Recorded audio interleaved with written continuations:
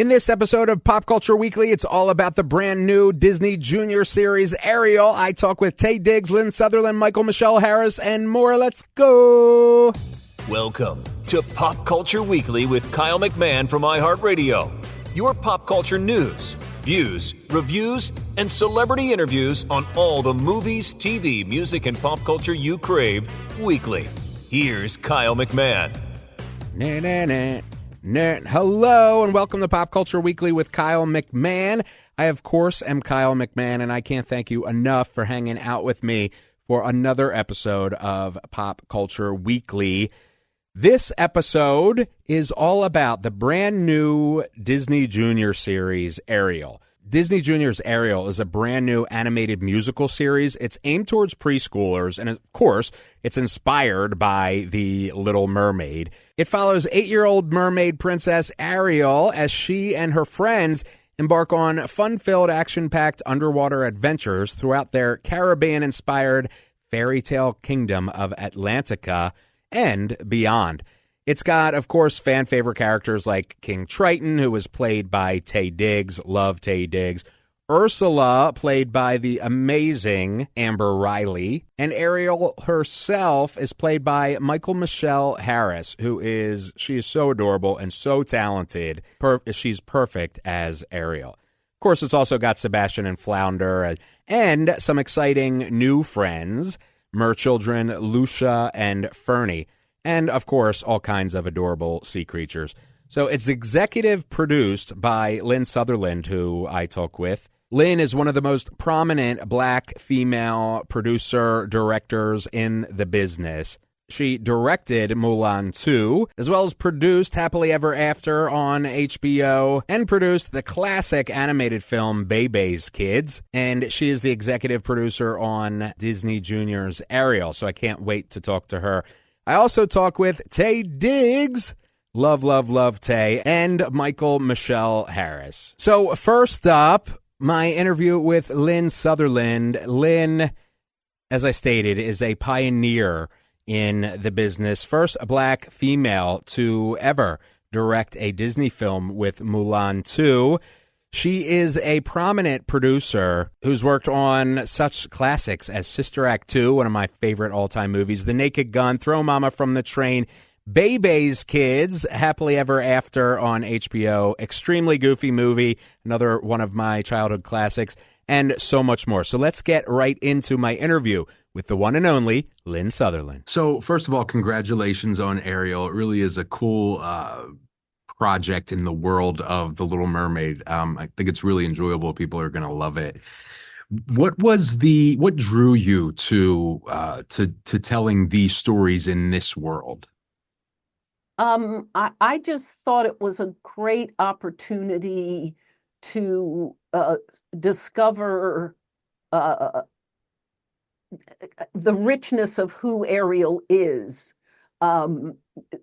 The nature of making the movies is it's a very contained kind of story. This is a chance to see Ariel in lots of different parts of her life, different stories that let us see her as, warm-hearted, friendly, adventurous, and an experimenter.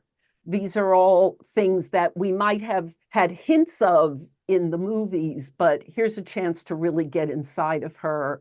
And so that felt like a meaty opportunity. Yeah, I love that. And I love how it's kind of your everyday Ariel. Like, there's not this huge potentially world-shaking thing that's happening. It could be something that we run into every day. That's right. Exactly. She's just a girl living her life and discovering who she is. And yeah, I like the grounding of that versus that there's a, we don't point a lot to that she's a princess. She's just Ariel. And I like that. Yeah. The cast is absolutely incredible. Taye and Amber, everybody. How do you determine? I mean, obviously, I know typically there's an audition process for some roles and that sort of thing. But how did you decide, with casting that Taye is Triton or whatever? I always like to think of it a little bit like if it were an opera. It doesn't apply in live action, but in animation, the voices help us understand the room we're in, so to speak, and if everybody's voice sits in the same place, then I'm kind of going to fall asleep. So that's an element of the process. That in this show, that aspect probably applies more to the kids, making sure we have some variety in that core group of kids.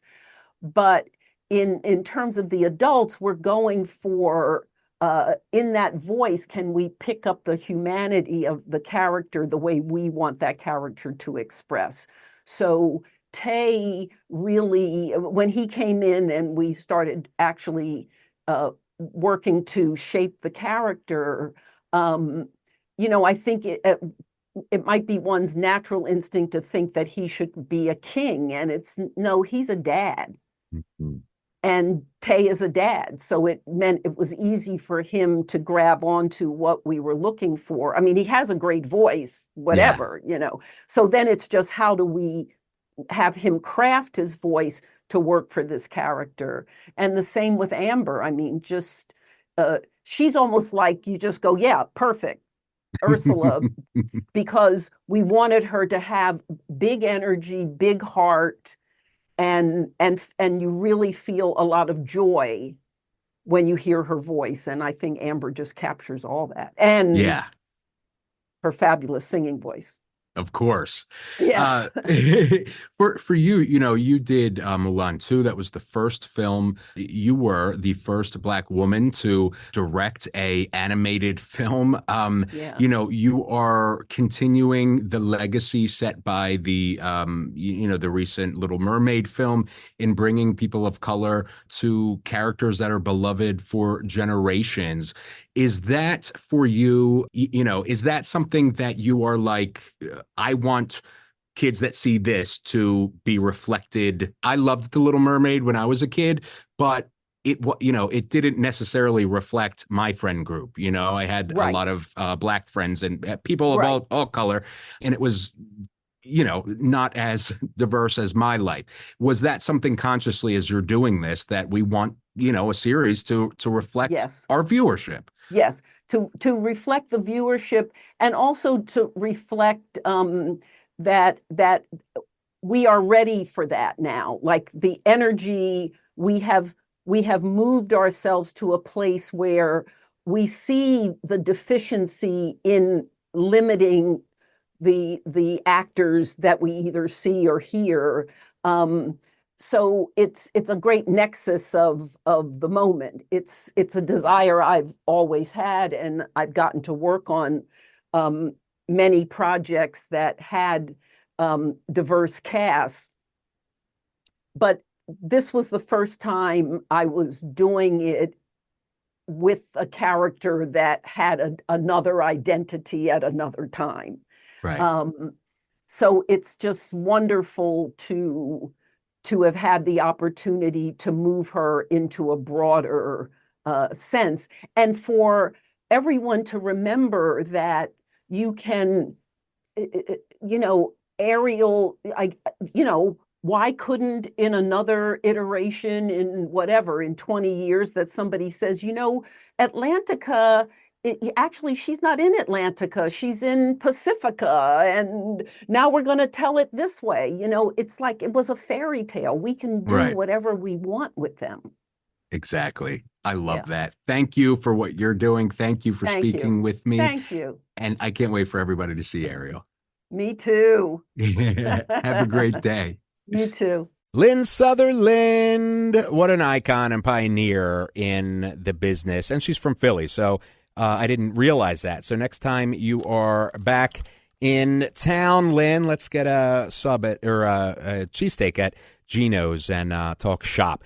All right, next up, the adorable and such a powerhouse, Mykal-Michelle Harris. She plays Ariel in Disney Junior's Ariel, Mermaid Tales, and she is an Emmy winner. She won the 2023 Emmy in the category of Best Younger Performer in a Preschool, Children's, or Young Teen Program for her role as Alice Baxter in Raven's Home. She was also in Cheaper by the Dozen. You can look at where I interviewed that cast last year from Disney Plus. And she stars in Mixed-ish, which she is hysterical in. She's also been in Big Little Lies on HBO and so much more. So let's get right in to my interview with the Emmy-winning Mykal-Michelle Harris. Thank you, Mykal-Michelle, for speaking with me. I appreciate it. Absolutely. Thank you.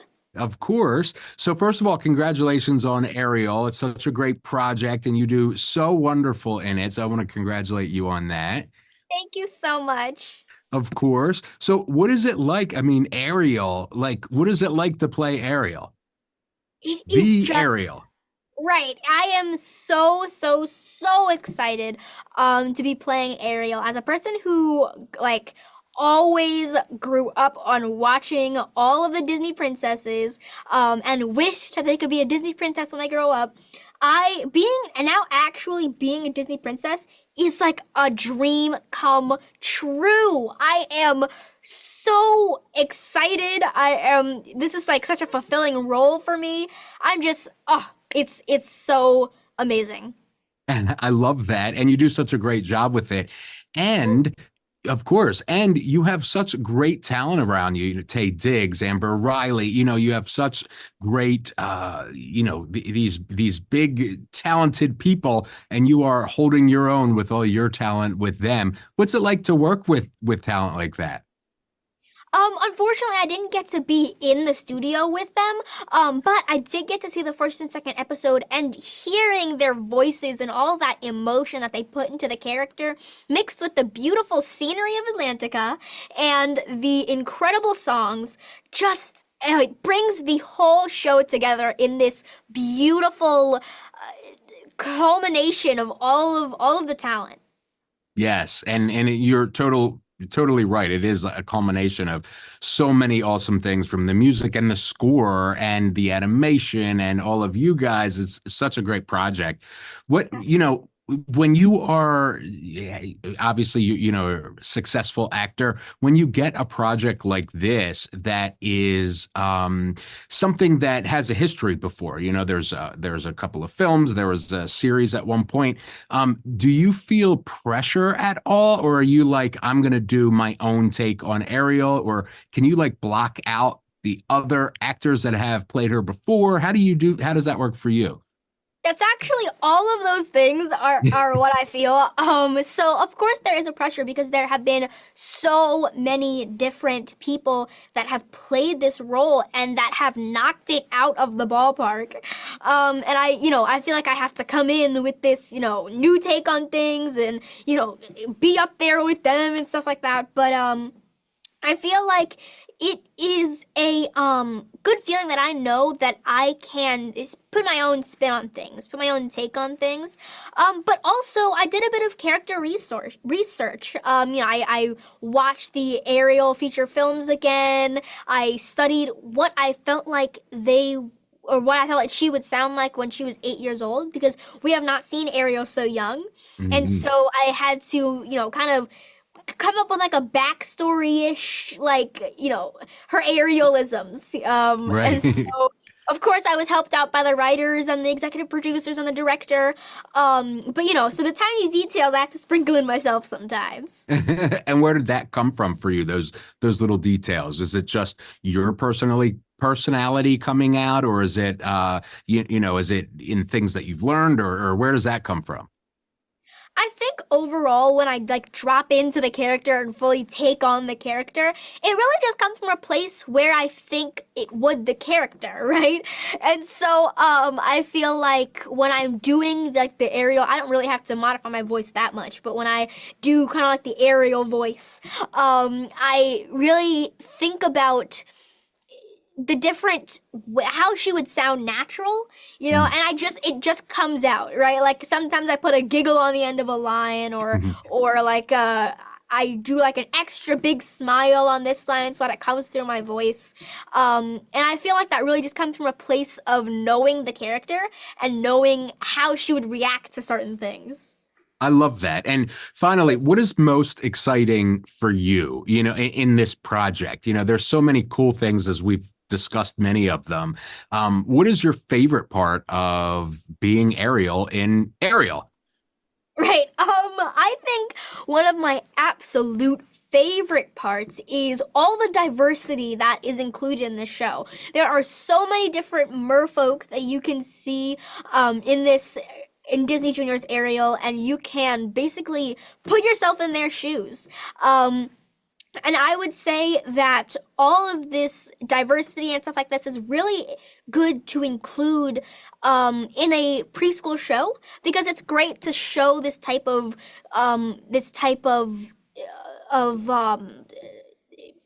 what is the word? This type Like of diversity. product. Yeah. Yes. Oh, yeah. Gotcha. Product, this type of diversity to young children, so that they know that they're not alone in whatever they may be going through. They're not alone, and it's okay to be themselves. It's okay to, like what they like, do what they do.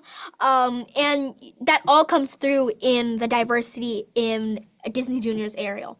But as an artist and an art junkie myself, I also love the imagery of the mystical underwater land of Atlantica.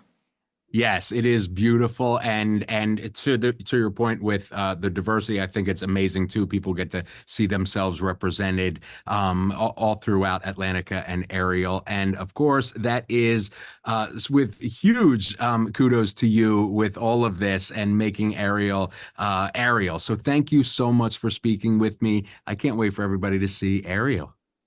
Thank you. I appreciate it. Mykal-Michelle Harris. I can't wait to continue to watch her career just explode.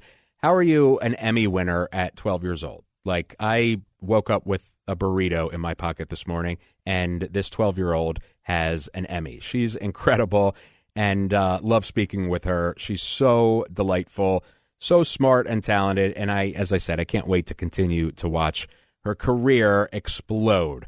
All right, next up, I love this man. Taye Diggs plays King Triton, Ariel's father in The Little Mermaid.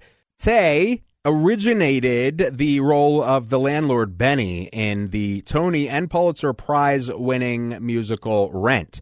He continued to work on Broadway, including the revival of Chicago in 2002, and was in the Broadway musical Wicked. He hopped from the stage to TV in the soap opera Guiding Light, then made his film debut in How Stella Got Her Groove Back.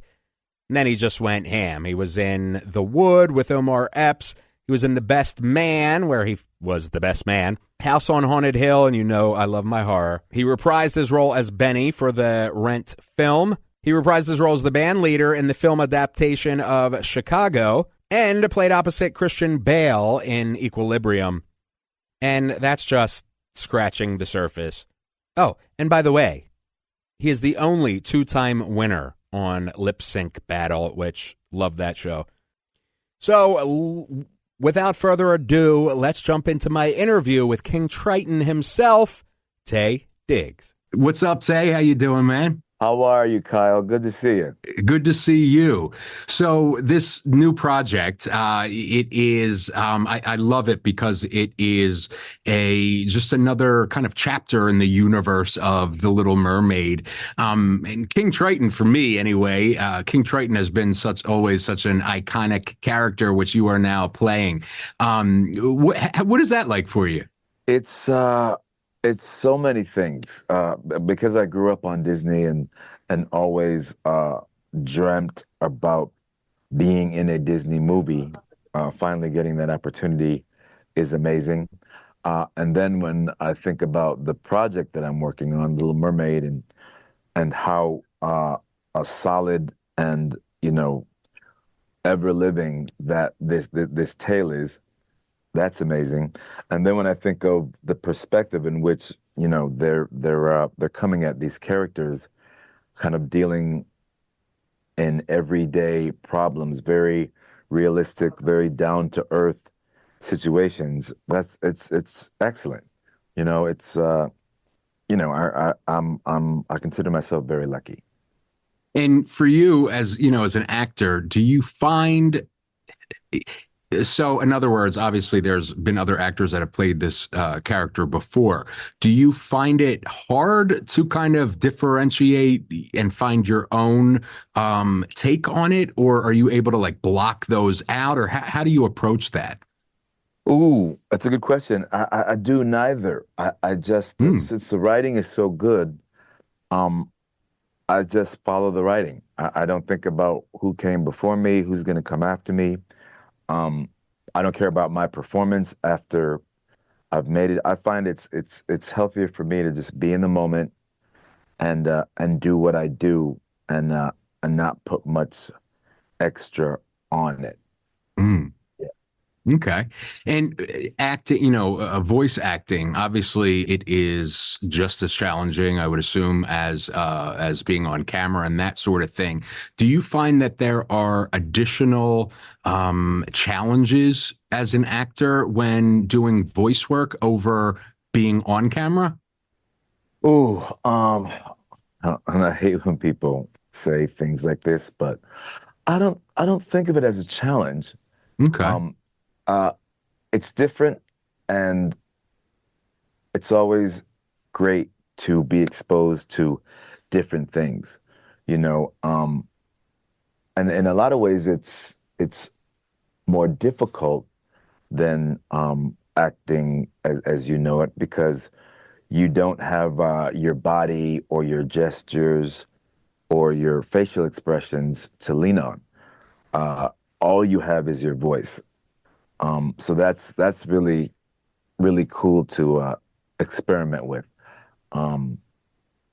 Yeah, and I love the fact that I'm still learning. You know, this job won't get boring because I'm still learning about it. So I love that. And when you filmed Ariel, or I guess not filmed, when you worked on Ariel, Recorded, yeah. recorded Ariel, was this like solo, or you know, you're doing Triton's parts by yourself, or are you like, how does that work with this project? Yes, that's a good question. I personally, I don't know how the other actors work, but personally, I am by myself in a studio, and then there are the overseers, you know, through a glass window, the engineers and whatnot.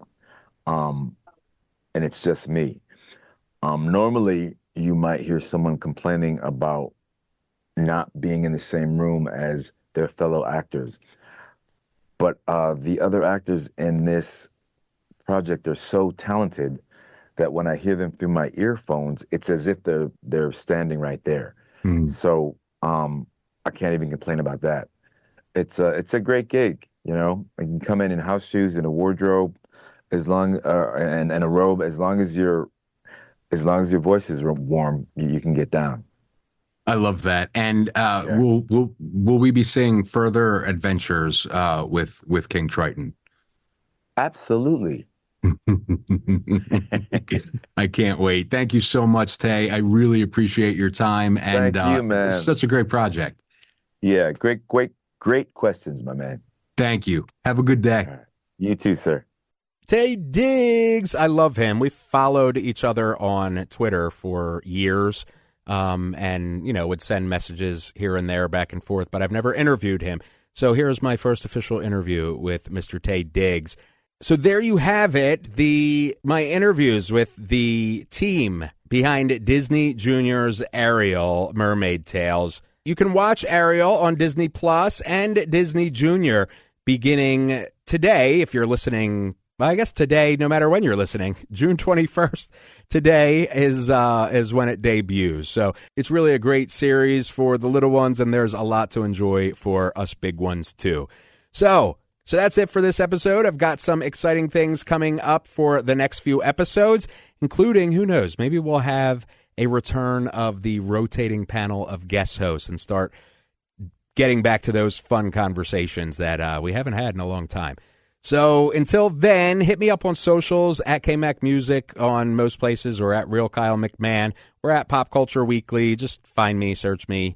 Continue to reach out to me. Please continue to review if you haven't on Apple Podcasts. It really does help us and helps the show continue to grow each and every week. And that is all because of you and your love for this. And I do it for my love for you.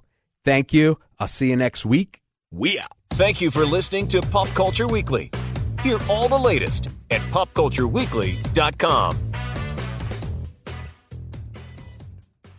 I wanna be